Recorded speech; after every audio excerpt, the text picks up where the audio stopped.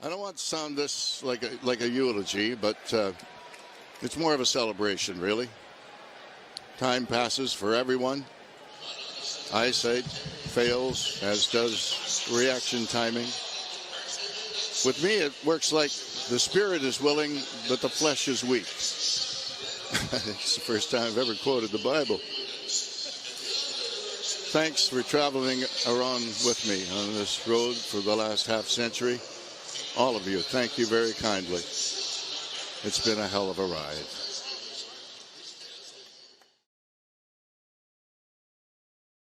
We are back with the Buffalonian podcast. I'm Joe Cali, and as always, I'm joined by none other than Dom Loss. And it's been a few days now since the legendary Rick Jeanneret has passed. Very unfortunate to hear. He's the best at what he did. A huge inspiration to all of the Buffalonians out there. Even if you aren't a Sabres fan, you hear RJ, you hear Rick Jeanneret, you know exactly who is being talked about. He's an icon. A man of the city, a man of Buffalo, even though he's not from Buffalo. He represented what Buffalo was, and, it's he retired, so we didn't hear a lot from him anyway, but now, knowing he's no longer with us, it's gonna be an adjustment coming the Sabres season, but our thoughts go out to RJ's family, of course, thoughts and prayers, and we wish them well. But Dom, what did you think when you heard the news late Thursday night? I mean, what a blowing loss to the Buffalo sports community and broadcasting community as a whole.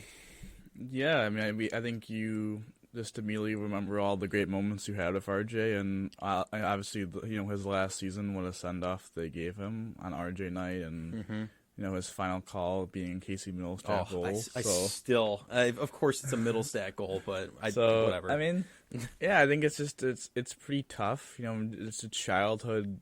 It's someone who was involved in growing up with you in sports in childhood, and to kind of really didn't hear a lot of news about his health condition, and to know that all of a sudden it kind of was like bad. It's definitely they kept it under wraps. His family. It was so 2 years worth of multi-organ failures. So. Yeah, so it's definitely one of those situations where you kind of like lose your breath a little bit, but.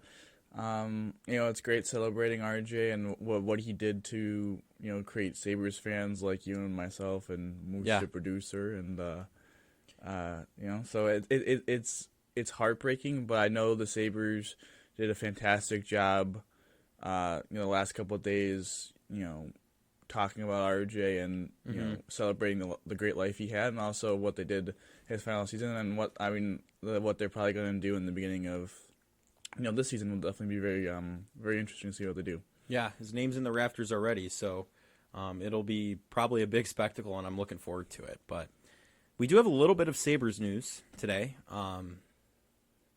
Unfortunately, we won't be hearing Gummy Bear in the stadium anymore at home games. Not like we did anyway. Well, potentially if they give him some respect, if he scores for Anaheim and Buffalo, maybe. I don't think they would. I'm going to be honest with you. So. Ilo Lyubushkin, however you pronounce it, defenseman. He signed a 2-year contract. He's not finished with it. So, okay. I mean, he was kind of bad anyway, in my opinion. What did we grade him on our player grades? I forget. D or C, something like that. Low C, high D kind of range. What do you think of him being traded for a 4th-round pick in 25? You think that's a win? Oh, yes. Well, I mean, it's a win for multiple reasons. One, I don't think they're going to do anything with the salary cap, but getting $2.75 million off the books is never a bad thing, especially if, the Sabres find themselves in it late in the year and they want to add a piece. We all know a lot of value in the trade market. The trade deadline comes with retaining salary, and the Sabres have the salary to just take someone's whole salary and not have to, add an additional asset for it to be half retained or something like that is very beneficial. Also, the fact is the Sabres had way too many defensemen, one-way contract defensemen, where they would be subjected to waivers if they were waived, if they went down to Rochester. So they still have to make another move. It's probably going to be someone waived, Stillman, Bryson, one of those two probably. But it seemed with the moves of Eric Johnson and Connor Clifton that they were kind of set with their six of those two, Yoki Haru, and then having Darlene Power and Samuelson, obviously. So it seemed like there wasn't really a clear roster. I shouldn't say roster spot, but spot in the starting lineup for Lyubushkin. And at that point, for making nearly $3 million. It's, when you can have someone like Riley Stillman fill the role as a seventh defenseman, fine. It was a good move to move on. A fourth-round pick is a pretty decent pick. I think it's Minnesota's pick that the Anaheim got when they traded John Klingberg to them from the deadline. So Okay. it's a decent fourth-round pick. It's something really flashy, but to get an asset for a player that it's also a situation on the ice, his actual playing on the ice it seems to be an addition by subtraction. He was very bad last year. Unfortunately, he suffered some injuries, so he probably was never really 100%. But he really wasn't that great defensively. Was brutal as always offensively, and he took way too many penalties. And obviously, with how bad the Sabres are at the penalty kill last year, it really hurt them. So yeah, him and Bryson were kind of rough. Yeah, I think getting him off the ice and then getting an asset and also getting the salary cap, it's a good move from GMK. Yeah, Kevin Adams shouldn't say never disappoints, but he has not disappointed on this move. It's been solid. I like it. I do think, Gummy Bear is a shame, but it's not like we heard it a lot anyway, so what are we really missing out on there? Nothing. He didn't really do much, but, I mean, are you thinking they might actually do that and play it if he scores? No, I was being incredibly sarcastic. It's like there's no shot that happens, but no. I think Bryson's the next one to go. I hope he's the next one to go. Just really, what do we give him? We gave him like a D or a C last year. It's going to be interesting. That's definitely going to be as in the next month when training camp begins for the big club, the Sabres. It's going to be interesting to see what happens with the depth of the roster. Goalie. Does Comrie make the roster? Does he not? So would they carry through or not? That would impact how many skaters you would keep. Who is going to be kind of the depth forwards on the team? Who's going to be playing in Jack Quinn's spot? Who's going to be kind of take? I don't know if they're going to carry 8 defensemen, but who's going to carry?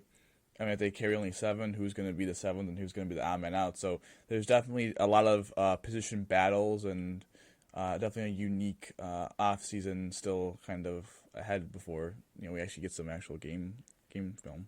Yeah, I mean, I'm right there with you. That's about it for the Sabres, though, right? Anything else really poking out at you that we want to bring up here? Or? I do have to say, Dahlin was ranked 7th in the top 20 for defensemen, and Tage, I believe, was ranked 9th in center. So, there we go. Credit to them. That's a cool accomplishment. A little round of applause for him here. Congratulations. Congratulations to them. I still think it's absolutely ridiculous that I believe 3 was Mio Heiskanen. Actually ridiculous that he was ahead of Rasmus Dahlin. I was dying on that hill. Both are incredibly good defensemen, but I mean, those Dallas fans really make me angry because it's just Heiskanen was not that good offensively until last season. So, I mean, Dahlin put it all together last season. So hopefully, he was 7th this year. Hopefully this year. He got Norris votes last year as well, so hopefully maybe this year he becomes a finalist and potentially even wins it if he has a yearly. I think it's very possible, especially with the way the team is trending as a whole. That only helps out individual statistics as well. It's also kind of like I'm trying to think of a player on the top of my head, but like in the NFL, like it usually takes the second year to really get recognized. Like you break out year A, but it takes year B to finally get the recognition you deserve. It's kind of like a little bit like.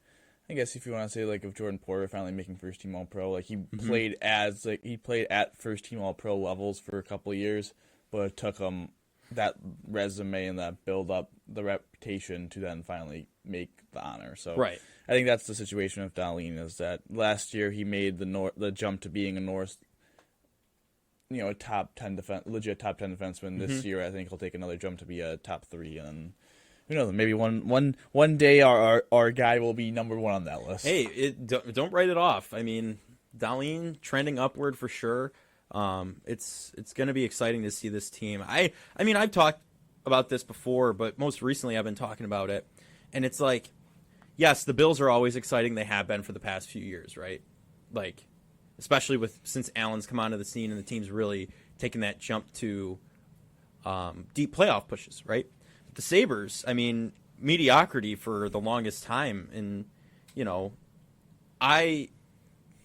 going to these games and just seeing the differences every time we go and them excelling, it's so exciting. I'm really looking forward to the season. I know you think it's a there's a possibility of a regression. I think we talked about that. But I personally, this is the season they break the playoffs, and I think they're scary. Teams will be scared of them. I think this is a season where there are many, many different outcomes, and the Sabres have not done a good enough job in this offseason of making sure those outcomes are mostly positive, I would say. Yeah. I believe the Sabres have not done enough to ensure that this will be a positive season, though.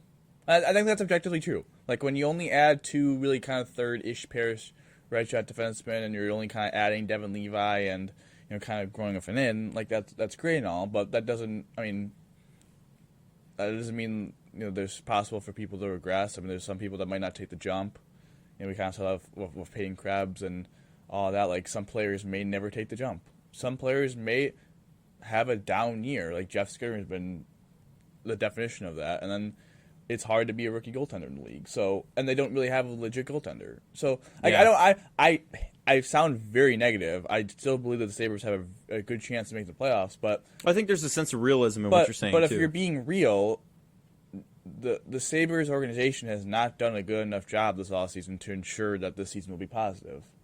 Yeah. Especially if how much pressure is kind of building on them. Like, there's a real chance, definitely non-zero, that they take the bet. I'm not saying they're going to finish last in the Atlantic because Montreal sucks, but I mean, there's a real chance where they're kind of, it's a disappointing season, kind of like what Edmonton, Detroit did last year. So it's definitely going to be fun though, and listen, they still got a young squad, so it can still go up even if they go down. So I mean, sure, I still think they will make the playoffs, but I think how far they go. I think it's not even how far they go. It's if they make. Once you get in, Florida proved you could do anything, especially when you have a team that could score like the Sabres. As long as your goalie gets hot, you can make a run. But yeah, I think they got good experience last year. I think this is a big year for them to take the next step. But again, as I said, if they don't take the next step this year to the playoffs, I think we're really going to see a more aggressive Kevin Adams in the summer of 24. Yeah, absolutely. I mean, I wanted to throw that in there, a little season preview for the Sabres. But now I think it's time to move into some Bills talk. And boy, oh boy, after that preseason game against the Pittsburgh Steelers, did a bunch of early 2000s Bills fans come around? I think a lot of them did. I mean, I saw a lot of them online like, oh, the season's tanked already. What are we doing? We're not even going to make the playoffs. I mean, are we – yes, was it a little – the O-line is the scariest part. Allen did what he could. I mean, Spencer Brown, we were second and 34. I was like, what is this, Madden? I don't think I've seen this in a real game before, but real game, preseason game. But what were your thoughts going through that game? I mean, there are some positives to take away. Allen still did outperform Tua after that, first throw interception for the Dolphins. But what do you think? I think with the Bills, I guess the most concerning part was their lack of professionalism. Yeah. It's not really a thing that happens very often in the McDermott era, but that was one of the more unprofessional games I've seen the Bills play. Mm-hmm. And you saw it from the opening snap, having literally 10, not in 10 personnel, literally having 10 people on the field for the offense. Yeah. Now, they did get an 8-yard completion to Dalton Kincaid, and he was obviously one of the bright spots, but, there's too many penalties. I know Spencer Brown, I think, got the block in the back. Wow. There you go. You mixed the words. There you go. I know. Yeah. Wow. That penalty was a little ticky-tack, but the holding was definitely a hold, even though it was a nice play to Allen to Davis. That was a sick play. But I thought the Bills' playmakers played well. I thought Josh played well. Obviously, I think he had to deal with the cards I believe he got told not to run, and when he took off to run on that one play when he got sacked, he was he ran 2 yards out of the line of scrimmage and was like, "Oh, I'm not allowed to run," and ran back. Then he circled back. That's what I believe, is that he was told not to do that. And so if he did that, I don't know if he would have made the first down, but maybe. So that drive is always kind of weird. But yeah, just too many penalties. The defense, the first team defense, man, really that run, 65-yard touchdown run. I don't think there's anything other the word to use other than very unsatisfying from all ends. Like the D line, not a lot of pressure. Poyer didn't look very good on the, that was a bad angle. Yeah. The linebackers got sealed off, and Tyrell Dobson, I think, is going to get cut because, I don't know how he... I think Williams will I don't think that, but You don't think so? No, because they're not really playing middle linebacker, and he's playing mostly third. I know he's started to get some reps, so I think there's potential per se. But I think if Terrell Bernard comes back healthy from the hammy, I think he'll be the week 1 starter, or AJ Klein at this point. Yeah. I think Terrell Dodson has played himself. I think Terrell Bernard honestly is probably one of the bigger winners in the first 2 weeks of the preseason, and hasn't played a single snap because of injury. Because eyes have been on him. everyone else, no, but everyone else in the competition have really. I mean, I don't want to swear on the pod, but like crap the bed. And You can say it. no, I'm not. I'm not. I have the restraint not to. But Okay. middle linebacker. Shit the bed. I'm gonna Okay. say it then. I think the frustration for me is this team seems to have done a really good job in the offseason of adding weapons. Like, I like Hardy. I like Sherfield. He had a really nice catch. Kincaid looked really nice. Yeah. And I also really liked the interior offensive line. Like, I thought Connor McGovern was really solid. I thought Osiris Torrance, even though he was graded bad by PFF because they're PFF, but I thought he was really solid as well. Like, I think the interior of the offensive line, I think he'd make a case it might be the best interior offensive line in the Josh Allen era or the Super Bowl contending era. Like, I think if Osiris Torrance plays his capability and Connor McGovern solid, and you always have Mitch Morris, like, I really like the play from the interior offensive line. It's the tackles that were concerning. Deion's Deion. Like, I just think there's a lot of, like, when you talk about 2000 Bills fans, there was just a hive of really anti-Deion fans. Yes, And I noticed that. Yeah. I don't really know where it comes It was from. wild. It was get Deion out of here. I'm like, we're getting Deion out before Spencer Brown. Are we serious? Like, what are we talking about right every now? once in a while, like the 2021 Steelers game, the Saints game on Thanksgiving. I'm trying to think if there was a game I'm blanking out if there was any game last year. I think the Bengals game, you might say, was one. But Yeah, the playoff game. there's like a couple of games every time where like Deion has a bad game. And, like, people just like are like, oh my god, we gotta get rid of him. Deion is an above average left tackle. Yes, he's solid. He has down days for sure, but he's 90% of the time he's solid. He's more solid than bad. Yeah. He is a solid, above average. Heck, you could even say good because he's a Pro Bowl left. I know Pro Bowl, but he's a good left tackle. Is he an elite left tackle? No, he is not Trent Williams. He's not Tyron Smith. Nope. He's not Laramie Tunsil. He's not a shutdown left tackle. And sometimes, occasionally, he gets beat. Now, what I say, I'm slightly concerned because I feel like in training camp he wasn't fantastic, and him in first preseason action.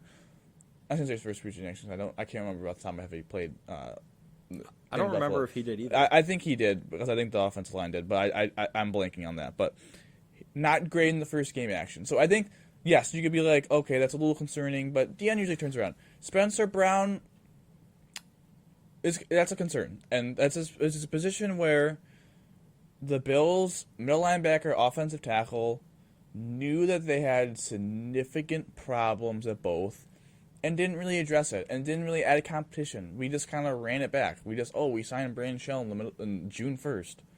Well, he's retired. You don't have really another guy to push Spencer Brown because David Quessenberry, you re-signed him, but he's also hasn't looked very good either. So I think that position is really concerning because you could have the best interior offensive line, but in this era for the Bills, have a solid Deion Dawkins, but you know the saying is you're only as strong as your weakest link. Like, their weakest link is pretty darn weak. Yep. Like, yeah. it's one of the worst. It's maybe the worst right tackle in the league. You could even consider it a missing link because it's so weak. It's not even there. You know, like that. Like, that's where I would have it at that point. I think that's a real concern. Then middle linebacker is another concern because you knew for at least a year that you probably weren't going to pay Tremaine Edmonds. No, and especially the way he ended up playing. Like, once you saw him in the season, you know at that point you're like, well, yes, for them not to have it's frustrating from the perspective of they just did not have a long-term plan at middle linebacker while Tremaine Edmonds was on the roster to said replace Tremaine Edmonds. Yeah. And if their answer was really Tyrell Dobson, he was wasn't he off the team and then they brought him back? Isn't that what happened? Like that. The Minnesota Vikings literally were giving him the game ball for his horrific second half performance. Is one of the big reasons why the Bills lost that game is how Tremaine was so good in the first half, got injured. Tyrell Dodson played the second half, was god-awful. So for them not to have a plan other than, we're Tyrell Dodson, or we're going to spend 2 third-round picks on guys that really aren't middle linebackers is just, It was either him or Cam Lewis getting the game ball for that one, catching the ball for Jay Jets. Sure, I mean, So that's the only other thing. I just don't fully understand their plans of those two positions. So I'm concerned for the defense just because that was really brutal. I'm just going, and maybe this is blind optimism, but I think the Bills have enough. They have enough coin, enough stock, enough in the bank to be like, this is a rare occurrence. They were not ready to play. I believe in Sean McDermott to get them ready to play. I'm not gonna, make a bunch. You're not gonna freak. You're not gonna be early 2000s. I mean, there's certain Bills people fan. to freak on, like Tyrell Dodson, because that was just his second straight week of being terrible in the preseason. Yeah, so, but no, he's showing consistency of being bad, and that's an issue. So there's things to improve on, which is fantastic. I mean, honest to God, I said this to myself after the game: is other than no, I'm gonna say this is probably one of the better results the Bills could have in a preseason game. Is to absolutely look terrible and get demolished by Kenny Pickett. I'm not and even company. saying demolished. Honest to God, it's actually very. I'm not, as fans, it's really annoying and it's really concerning. Yeah. But as coaches, they have to be pissed, but they also have to be like, we have so much film on every single guy screwed up probably. Mm-hmm. So we have so much stuff to teach these guys, and they have so much stuff now to be like, whoa, maybe we like. It's kind of like, it's a humbling experience. Like maybe we aren't as good as we thought we were. I'm not saying okay, it's a preseason game. Well, for the film review, if I were coaching the team, all right, we're gonna take a trip here for a second. For the film review, Madden 24 gets on real life. Yes, Madden 24. So, if I were coaching the team, I'd bring them all in for film review and just show every bad play they did. Like not even like. Tell them, hey, we're going to watch the opposing team's film. Just be like, we're going to study it. We're going to be ready for next time. But no, we're going to point out every horrific thing that happened on the screen. And I would let them have it because you're right. They might have had a false sense of security. Hey, we were, top 5, top 10 defense or whatever. But a couple of years ago, they were, ranked number 1? They weren't number 1. I'm sorry. They were not. Because if you were number 1, you would have stopped an offense with 13 seconds from their own side of the field. That's my take, but... Sure. I think from that perspective of the Steelers game, I'm not saying it's a success. It's definitely not a success, but there's a lot of... I actually do think that's actually an underrated positive is... They need to rise from the ashes of defeat. I don't care that they lost. I just care that they looked bad, and when the players look bad, the coaches look bad, and the coaches don't want to look bad. So there's a lot of things to learn. I also didn't really realize that in preseason you don't game plan for your opponent, which I think is bizarre. I did not know that. Yeah, you just let it fly out there. You just let it fly. Yeah. I understand, you want to do your plays, but, I do this. Is this an excuse? Is this just a fact? The Steelers run a 3-4 defense, and the Bills run a 4-3 defense. So you thought, I would expect that they had some kind of game plan for, if this is a 3-4 defense, this is how we'll play against them. I don't know. I maybe they still did, and it just didn't work out. But I find that to be concerning. But it's kind of odd. You're right. Like in the preseason, it is kind of odd. To game plan for your opponent. I'm not even saying game plan, but if you ended up playing a team that ran a 3-4 defense, you would probably want to run your 3-4. I don't know. They probably did. I'm just I don't know. Maybe I'm looking too far into that, but overall, Mike Barkley was Matt Barkley, so quarterback 2 just shows you that. Yeah. If Josh goes down, we were talking about that last time. I'm done talking about it. I can't. If Josh doesn't if Josh gets injured, they're screwed. I mean, it's as simple as that. I mean, not like they weren't screwed the last 2 years, but they're mega screwed this year. But Gabe looked good, Stephon looked good. Yeah. I thought Kincaid looked silky. He was the smooth. shining star of no knocks, the game. so he really shined. I had to say, Khalil Shakur, man, there's really potential that he's not going to be on the 53-man roster. It is Shorter had a really nice game. He did. Very good game. Andy Isabella is a guy that looked solid on special teams, and he looks to be... He's hungry, too. I don't know if... I don't care Hungry dog runs faster. I don't care about the hungry dog runs faster. I think so. I don't care about any of that. The fact is, they're trying to make him make the team. And what I mean by that is, Isaiah Hodgkins, the big reason why he never made the team was because... he didn't play special teams and was also terrible at special teams. It's not like he could. It's not like they attempted, we're never going to make him play special teams. Is that he honestly could not play special teams because he was so awful at it. Yeah. He was a negative on special teams. Andy Isabella made a really nice play as the gunner last game. So if he's going to be one of those guys that could occasionally step in and play some special teams and not even play special teams, but actually be kind of decent at special teams. Right. Be actually good at special teams. Yeah. That's how you make the roster. Khalil Right. Shakur is a returner. We'll see. But he's not a great special teams player, so I mean it's kind of I don't know. I think there's a real debate between that, but Khalil Shakur might be one of those guys that just kind of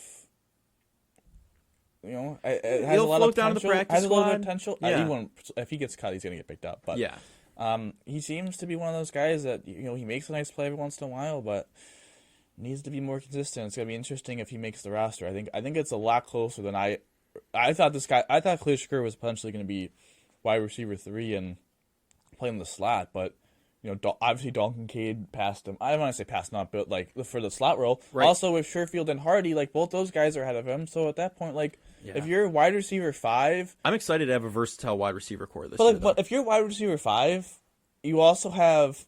So you're 4 wide receiver. You're not better than the top 4 wide receivers. You also have Kincaid and Knox. So you're really the 7th best target. That's not even counting running backs. So really you're the 8th. Right, James Cook could be a target Yeah. as well. So you're the 8th best target. At that point, you need to be good at special teams, and he's not a great special teamer. So yeah, you need to find something else to figure out. Like you need to be versatile. Yeah. And obviously this is a coaching staff that believes in special teams. So I don't know. It's that to me is something to watch, and also cornerback. And losing Naheem Hines, though, gives you that opportunity to step in at special teams. And it's like, Sure, yeah. take the opportunity. Try it. I mean, get better. Yeah. I don't know. I shouldn't be saying that because no experience. But yeah, so I mean, I think it's disappointing. There's definitely lots to look at. Cornerback 2, I think, is going to be. I'm wrong. I'm going to say I'm wrong. I said Christian Benford is going to come back to take the role. It's Dane Jackson. It's Dane Jackson's role to lose. Yep. I don't think he's going to lose it. And well. Again, this is another thing about 2000 Bills. I don't know why we're comparing them to 2000 Bills, but Because it was an epitome of it is funny though. fair weather fans. That's what it is. But the fact is, Dane Jackson has played well, and yes, is it frustrating to say Dane Jackson, cornerback 2? Gosh darn, this is Levi Wallace all over again. I don't know why people hate on Dane Jackson if he's just playing the best out of the 3 dudes. Like, Yes. what's he gonna do? You can't argue. Like, I mean, look at the film. Look at the stats. He is playing the best out of the 3 of them. So yes, do I think it's incredibly frustrating last year that it seemed that Dane had really good coverage on a lot of snaps? He got hurt in that Tennessee game too, though, if I remember. He did get It carried was off. Yeah, but him and then Hyde. The both of them did. If I'm correct on that, yeah. But is it incredibly frustrating that last year it seemed every 50-50 ball that Dane Jackson was a part of, who he had really good coverage on, just never really turned his head to make a play on the ball, and lost? Yes. A little bit. But you also had to understand that this guy was the cornerback 1 last year for half the year.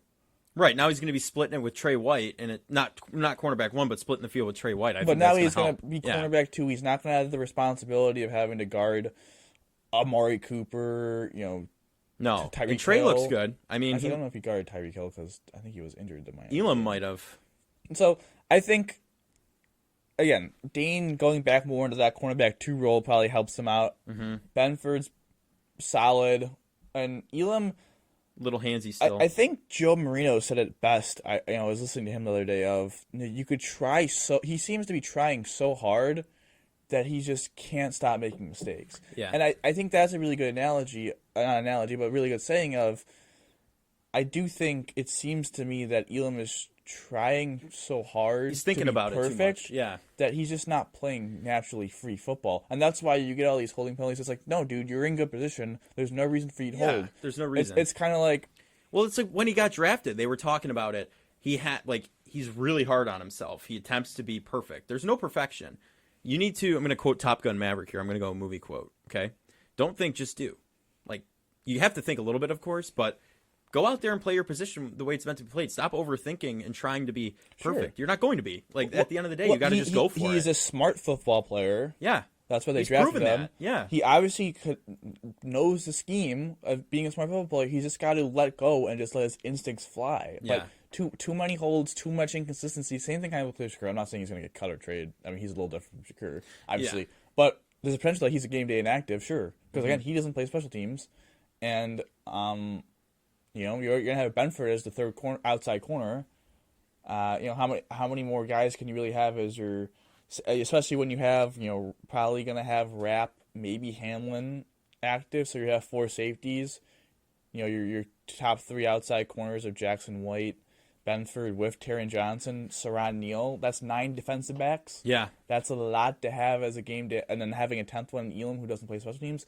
That's kind of a lot of defensive backs to have active on a 46-man, game day active thing. So, game day active roster is just nothing. But Yeah.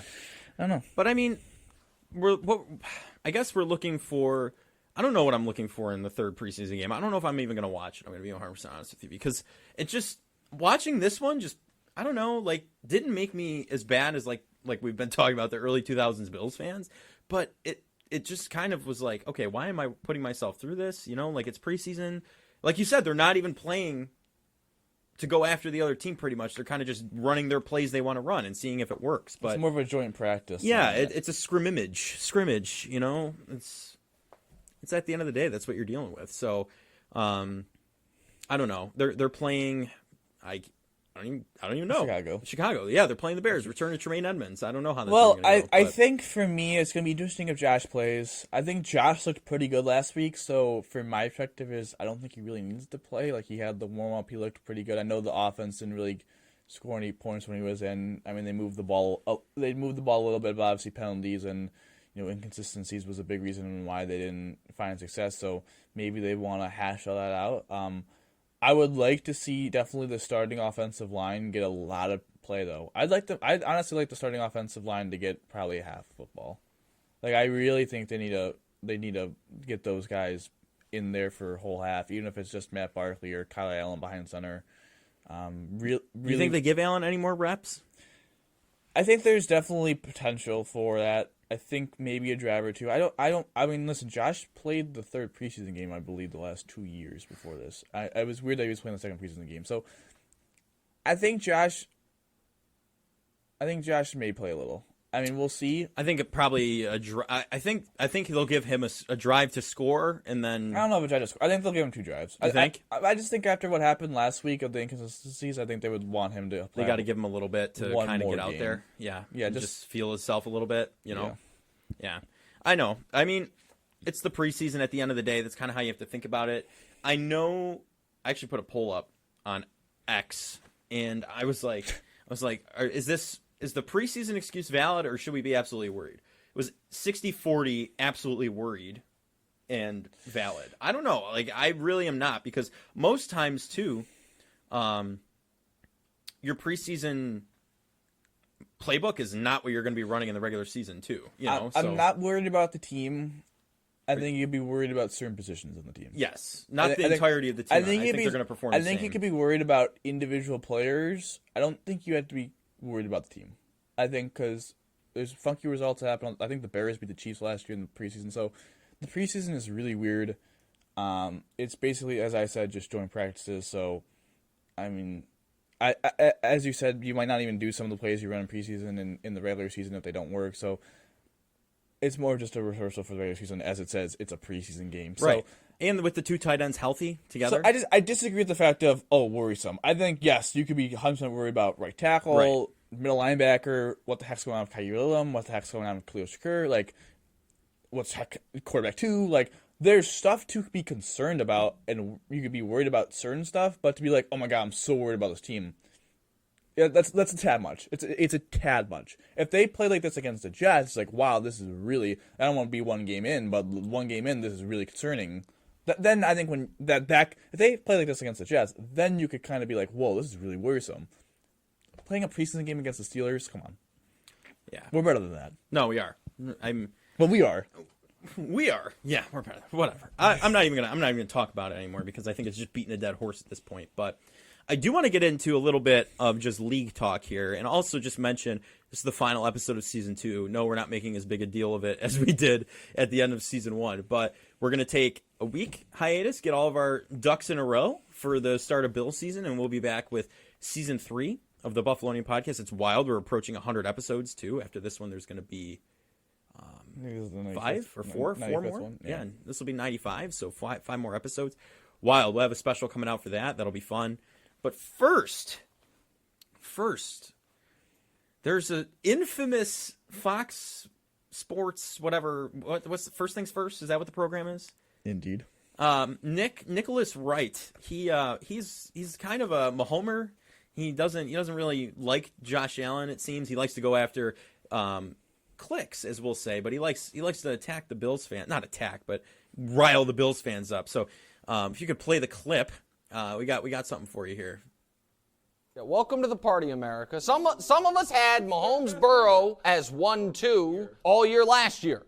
And we were told, no, it's Josh Allen, Josh Allen. So I have no problem with Burrow at 2 because that's where I've had him for 15 months. Allen at 3 is once again a figment of the media's imagination. Over the last 2 years, Josh Allen, how many combined picks and fumbles do you think he has? 50.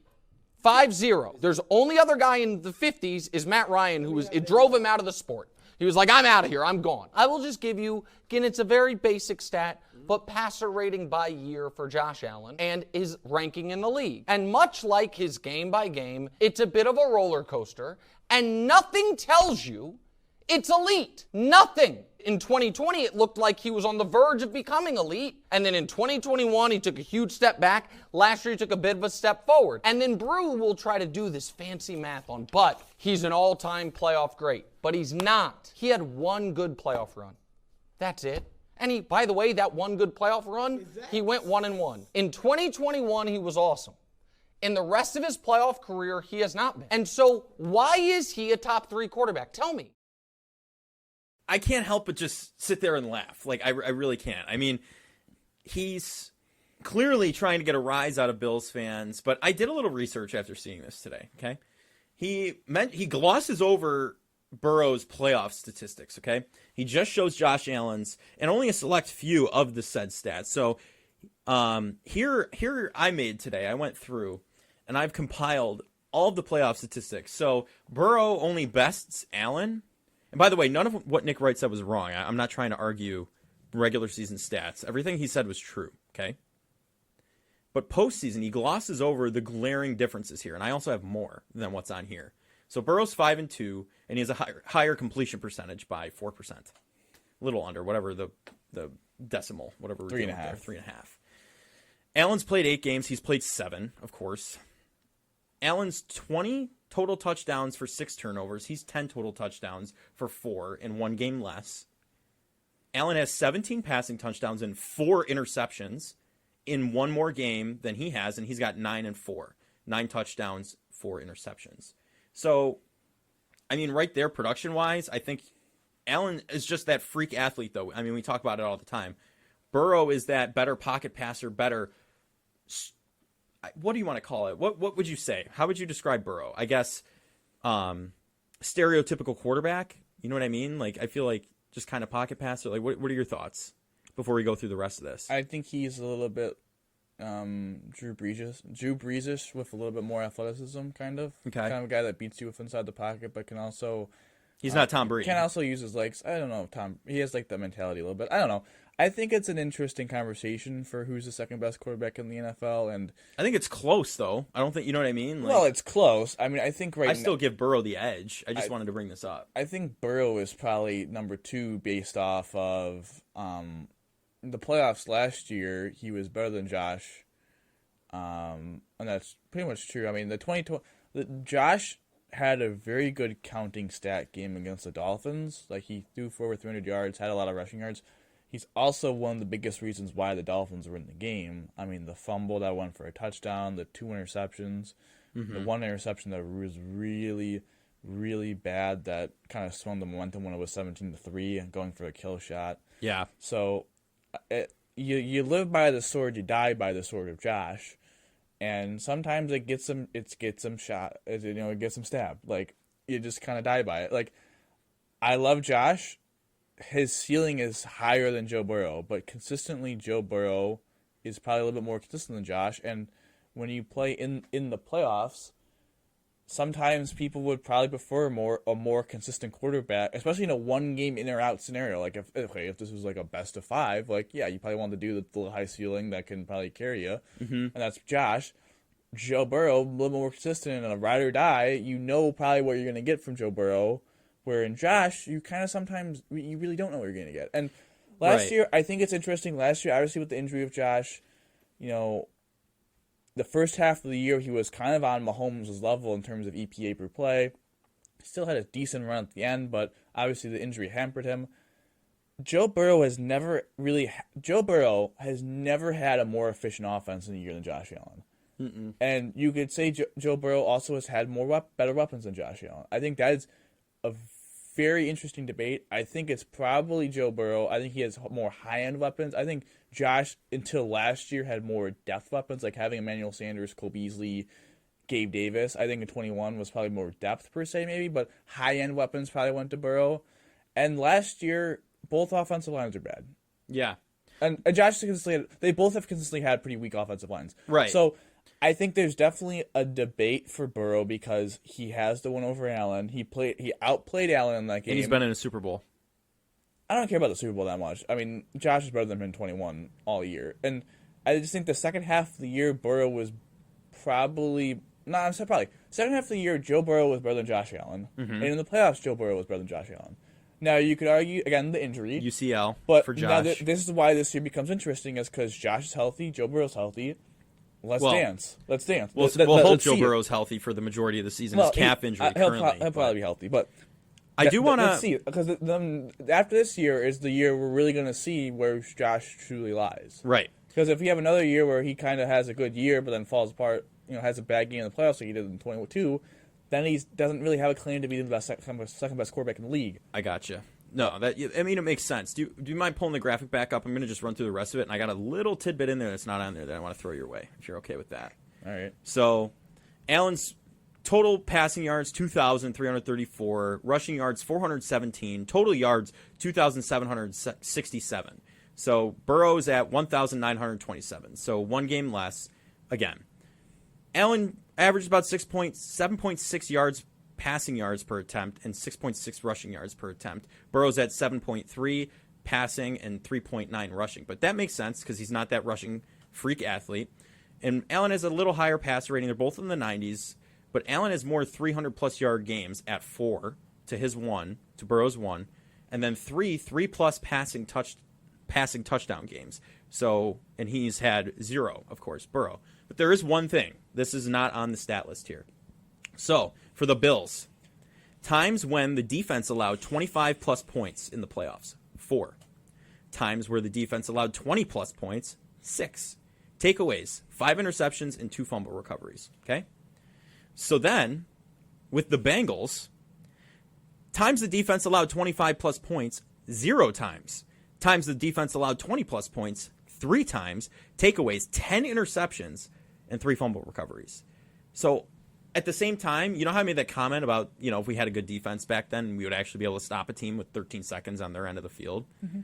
I think that also, you can't blame Josh Allen for 13 seconds because he wasn't going to stop Tyreek Hill from running down the field, running all over us, Travis Kelce. Well, no. But you also, you can't say Joe Burrow beat Patrick Mahomes in that playoff game to go to the Super Bowl because the defense made a good play. You know what I'm saying? Do you understand what I'm saying? The Bengals defense the last 2 years has played better in the playoffs than the Bills defense. Yes, absolutely. That is 100% factual. That wasn't a discussion.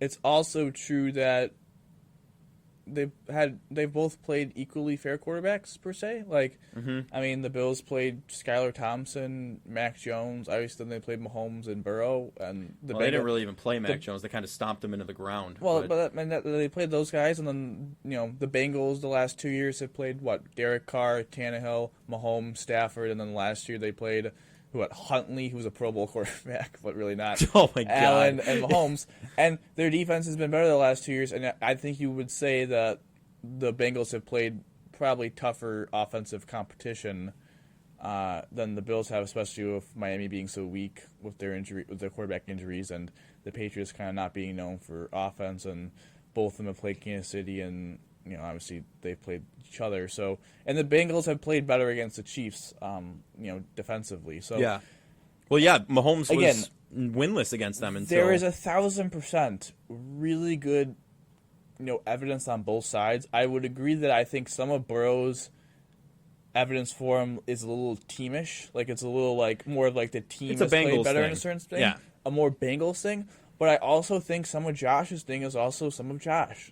His turnovers are his turnovers. Right. And that's kind of, when you have a quarterback like that, I guess that's what not what you sign on for, but the way he plays, he kind of runs all over the place. It's a little different. Sure. The Colts game in 2020, where Josh fumbled late in the game. Yeah. And I'm not Nick Wright going, oh my God, that ruined the game for Josh. But, it could have, and that's what you live by. He had 300 yards, carried the team. The team jumped on his back.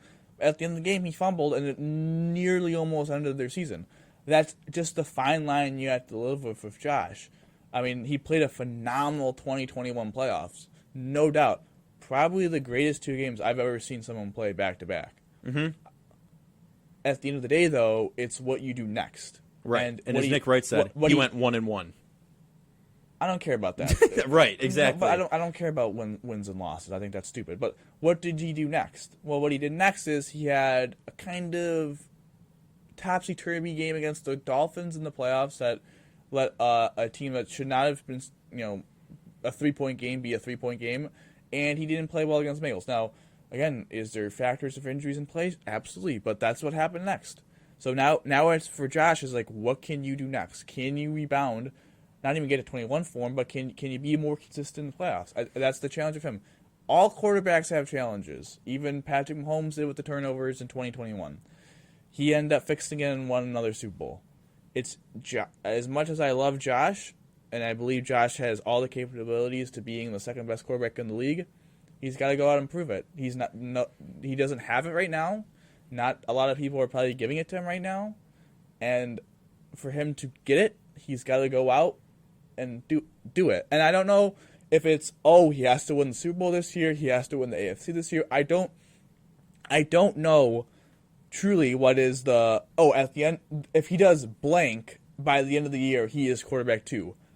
I would say it's probably win at least the AFC. But then at the same time, if Hurts wins Super Bowl over him, people would say Hurts. So it's a win-loss league. It's unfortunate. But if Josh plays like he did in the 2021 playoffs, this playoff run, and gets hot and leads the team to the Super Bowl, he's quarterback 2. Yeah. I think if he does that and they go to the AFC and lose in the Super Bowl, he's probably quarterback 2. If he plays well but they lose to Mahomes or Burrow, he's probably not quarterback 2. He's got to beat those guys. Yeah, he's got to consistently beat those guys. It is just true. He has not beat those 2 guys in the big spot. His 2 wins against Patrick Mahomes are in the regular season, in like Arrowhead week 5. in week 5. He's 0-3 against those guys. The last 3 years, you've lost to those 3 guys. It's hard. If he loses again to those guys, it's hard to make an argument that he's a top 2 quarterback when arguably the top 2 quarterbacks in the league, he's 0-4 against in the big moment. Now, again, 21 really wasn't his fault, but it's hard. It would be hard for us to make an argument. 0-4 at one point is 0-4. Yeah. Like there's a certain like wins and losses I think are dumb to an extent, but at some point when you're stacking up against each other and you're comparing all-time great players to each other, eventually the wins losses do kind of have to matter a little bit. Yeah. No, absolutely. I'm right there with you. I just wanted to bring that up because I think it is more of a discussion than what people are leading it on to be. You know what I mean? Like there is, there's validity everywhere for it. I mean, Joe Burrow's a great quarterback. I'm not sitting here trying to bash that at all. All I'm trying to say is, we can look around and see what exactly is happening here. But anything else before we cap off season 2? What do you think? I'm all ready to get going to season 3. I know I am too, for Bill's season, Sabres season, and maybe another Bandits championship. We'll have to see.